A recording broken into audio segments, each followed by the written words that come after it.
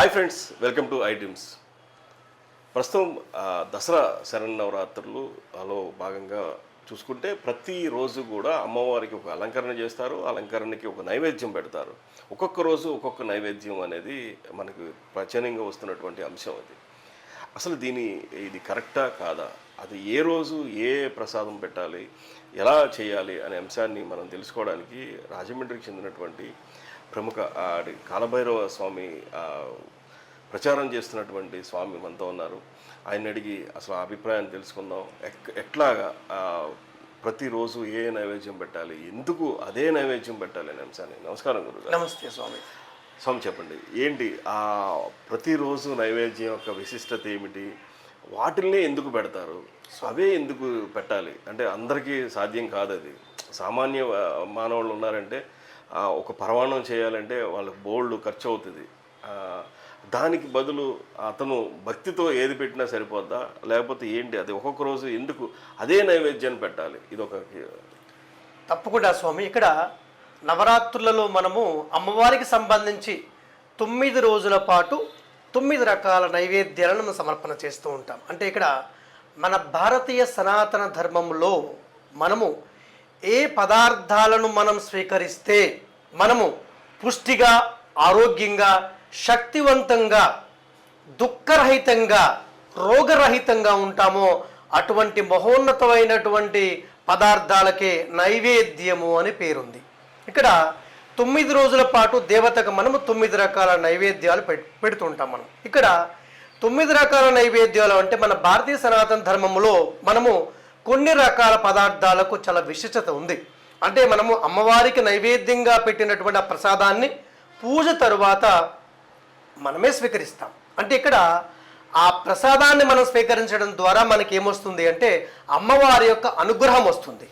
అలాగే అమ్మవారి యొక్క అనుగ్రహంతో పాటుగా మనం జీవితంలో సాధించాలనుకున్నటువంటి వ్యవహారాలన్నింటిలో కూడా విజయం చేకూరే శక్తిని పొందవచ్చు అని మనకు మన యొక్క పురాణ మంత్రశాస్త్ర గ్రంథాలు తెలియజేస్తున్నాయి. ఇక్కడ ఒక్కొక్క నైవేద్యానికి ఒక్కొక్క విశిష్టత ఉంది. ఉదాహరణకి మనము గుడాన్న నైవేద్యం అంటే మనము బెల్లంతో కూడినటువంటి నైవేద్యాన్ని మనం పెడుతూ ఉంటాము ఇక్కడ. అలాగే కట్టు పొంగలి లేదా అల్లంతో చేసినటువంటి గారెలు, అలాగే పులిహోర.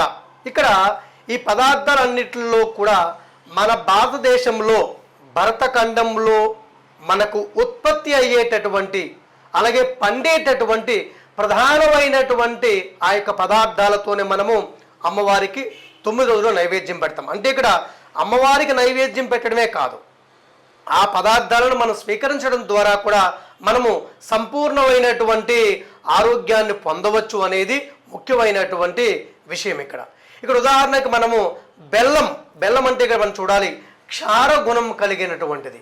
క్షార గుణము అంటే మనము ఇక్కడ మన యొక్క దేహంలో ఆమ్లాలు, క్షారము అని 2 రకాల ఎంజైమ్స్ ఉంటాయి మనకి. ఇక్కడ ఆమ్లము అంటే యాసిడ్ లాగా మనం తినేటటువంటి పదార్థాన్ని అరిగిస్తూ ఉంటుంది ఆమ్లము. క్షారము అంటే ఆమ్లము యొక్క శక్తి ఎక్కువైనప్పుడు దాన్ని విపరీతంగా మనకు రోగ సంబంధమైనటువంటి ఇబ్బందులు రాకుండా ఉండడం కోసం దాన్ని శాంతిపరచడానికి మనము క్షార గుణాలు కావాలి. అటువంటి క్షార గుణం కలిగినటువంటి పదార్థమే బెల్లం. ఇక్కడ బెల్లంతో కూడినటువంటి ప్రధానంగా నైవేద్యం మనం అమ్మవారికి పెడుతూ ఉంటాం. అంటే ఇక్కడ నైవేద్యము అంటే ఇక్కడ నవరాత్రుల్లోనే కాదు, మన భారతీయ సనాతన ధర్మానికి సంబంధించినటువంటి ఏ పండుగలలోనైనా సరే మనము వరిపిండితో చేసినటువంటివి, బెల్లంతో చేసినటువంటివి, అలాగే బియ్యంతో చేసినటువంటివి, లేదా ముఖ్యంగా కొన్ని రకాల పిండి వంటలను మనం చేస్తూ ఉంటాం. ఇవన్నీ కూడా మనకు ఆరోగ్యాన్ని ఇచ్చేటటువంటి శక్తివంతమైనటువంటి పదార్థాలే కాకుండా మన భారతదేశంలో ఉండేటటువంటి వారి యొక్క వాతావరణ పరిస్థితులకు తగినటువంటి పదార్థాలు. ఇప్పుడు మనం చూస్తూ ఉన్నాం విదేశాల నుండి, అంటే మన దేశంలో కాకుండా ఎక్కడెక్కడో ఉన్నటువంటి పదార్థాలు మనం ఇంపోర్ట్ చేసుకొని మనం ప్రత్యేకంగా నైవేద్యాలు పెడుతున్నాం. అంటే వాటి వల్ల మనకు ఎక్కువ ఫలితం రాదు. ఎందుకంటే ఇక్కడ మనం ఉండేటటువంటి భౌగోళిక వాతావరణ పరిస్థితులకు అనుగుణంగా ఉండేటటువంటి పంటలను మనము ఆ యొక్క పదార్థాలతో చేసిన పదార్థాలు పెట్టడం ద్వారా మనము సంపూర్ణంగా ఆరోగ్యాన్ని పొందే అవకాశం ఉంటుంది. ఇక్కడ ముఖ్యమైనటువంటి అంశం ఇక్కడ. అలాగే కట్టు పొంగలి. ఇక్కడ పొంగలి అంటే ముఖ్యంగా మనం అర్థం చేసుకోవాలి, మిరియాలతో చేసినటువంటి, ఖచ్చితంగా మిరియాలు కలుస్తాయి ఇక్కడ. అలాగే మిరియాలతో పాటు ఆవు నెయ్యి వేస్తాం, ఇక్కడ బియ్యం ఉపయోగిస్తాం. ఇక్కడ కట్టు పొంగలి మామూలుగా ఎవరైనా సరే సుస్థి చేసిన అంటే అనారోగ్యం ఉన్నప్పుడు కట్టు పొంగలి తినడం ద్వారా వారికి వ్యాధి నిరోధక శక్తి పెరుగుతుంది. అలాగే గుడాన్నం, ఎవరైనా గుడాన్నాన్ని ఎప్పుడైనా సరే అంటే నవరాత్రుల్లోనే కాకుండా బెల్లము అలాగే ప్రత్యేకంగా అన్నము వండి కాస్త నెయ్యిని కలిపి బెల్లము వారు అక్కడ స్వీకరిస్తూ ఈ యొక్క నెయ్యి కలిపినటువంటి అన్నం తినడం వల్ల వారి యొక్క శరీరంలో శరీరం యొక్క వాత సంబంధమైనటువంటి రోగాలను పోగొడుతుంది. అలాగే ఈ యొక్క పులిహోర మనం ఎప్పుడు చేసినా సరే అందులో మనం ప్రత్యేకంగా గానుగ నూనె అంటే నువ్వుల నూనె ఉపయోగిస్తాం. కొన్ని సందర్భాల్లో కొన్ని రకాల నూనెలు కూడా ఉపయోగిస్తాం. నిజానికి చెప్పాలంటే ఇక్కడ కేవలం మనము నువ్వులతో, తెల్ల నువ్వులతో చేసినటువంటి గానుగ నూనె మాత్రం వాడాలి. అలాగే ఇందులో ఒక 9 రకాల దినుసులను వాడతాం. ఉదాహరణకు అందులో మనం ఆవాలు వేస్తాం, కొద్దిగా వాము వేస్తాం, జీలకర్ర వేస్తాం, కొన్ని ప్రాంతాల్లో మిరియాలు వేస్తారు, శనగపప్పు వేస్తారు, వేరుశనగలు వేస్తారు. ఇవన్నీ పదార్థాలతో మనము ఈ యొక్క పులిహోరాన్ని తయారు చేయడం వల్ల, అది కాకుండా కరివేపాకు వేస్తాం. ఈ పదార్థాన్ని స్వీకరించడం వల్ల మనసు పిత్త సంబంధమైనటువంటి రోగ సమస్యలు రాకుండా ఉండే అవకాశం ఉంటుంది. చాలామంది అనేక రకాల పర్వదినాల్లో, పండుగల్లో పులిహోరను అమ్మవారికి ఆ దేవతకు నైవేద్యంగా పెట్టడమే కాకుండా వారు కూడా స్వీకరిస్తారు. అంటే మన భారతీయ సనాతన ధర్మానికి సంబంధించిన వంటల్లో విశిష్టత ఇది.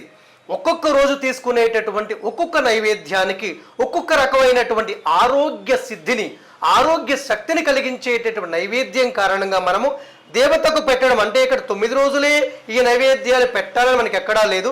మనం కూడా మన యొక్క నిత్య దైనందిత జీవితంలో మనం చేసే దేవతా ఆరాధనలో మనము కూడా ఈ విధమైనటువంటి నైవేద్యాలను కొద్ది కష్టమవుతుంది. పాయసాన్నము, క్షీరాన్నము కొద్ది కష్టమవుతుంది. అయినా సరే బెల్లము, పాలు, యాలకులు, మిరియాలు అలాగే పాలతో కూడిన పరమాన్నం, ఈ యొక్క పరమాన్నం తినడం వల్ల ఒక గొప్ప శక్తి ఏమంటే వాత సంబంధమైనటువంటి నివారణ అవుతుంది. ఇక్కడ మన జీవితంలో కప, వాత, పిత్త సంబంధమైనటువంటి ప్రకోపాలు హెచ్చు తగ్గుల వలనే మనకి ఎక్కువగా అనారోగ్య సమస్యలు వస్తూ ఉంటాయి. ఇదే సిద్ధాంతాన్ని వాగ్భటాచార్య కానీ, శరక మహర్షి కానీ, ఇలా పతాంజలి మహర్షి కానీ, ఇలా ఎంతోమంది మహర్షులు మనకు ఆరోగ్య సంబంధమైన విషయాలను తెలియజేయడం జరిగింది. దాని అనుగుణంగా మన పండితులు, మన గురువులు కూడా ఈ నైవేద్యాలను మీరు అమ్మవారికి సమర్పించడంతో పాటుగా సమర్పణ అయిన తర్వాత మీరు కూడా ఈ పదార్థాలను స్వీకరించడం మీరు కూడా సంపూర్ణ ఆరోగ్యాన్ని పొందే అవకాశం ఉంటుందని మనకు ఈ నైవేద్యాల్లో ఉన్నటువంటి విశిష్టత.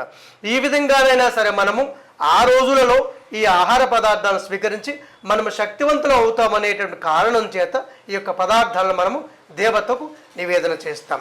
ఇది ఈ యొక్క నైవేద్యాలలో ఉన్నటువంటి విశిష్టత.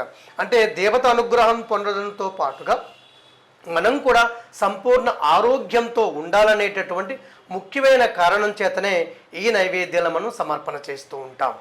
దైవంలో కూడా సైన్స్ మిళితమై ఉంది. ఖచ్చితంగా స్వామి. ఇప్పుడు మన మహర్షులు వారు మాట్లాడే ప్రతి మాటకు కూడా, వారు చేసే ప్రతి క్రియకు కూడా సైన్స్తో పాటుగా అలాగే సాంప్రదాయము, మన యొక్క సాంస్కృతిక సంబంధమైన భక్తి సంబంధమైనటువంటి ప్రతి దాన్ని నిమిడీకృతం చేశారు.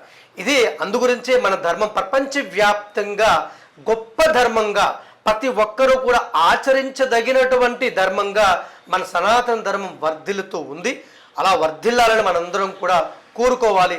మన సనాతన ధర్మం వర్ధిల్లడానికి మనం నిత్యం ప్రయత్నం చేస్తూ ఉండాలి. నమస్కారం స్వామి. శుభం. అభిష్ట సిద్ధిరస్తు.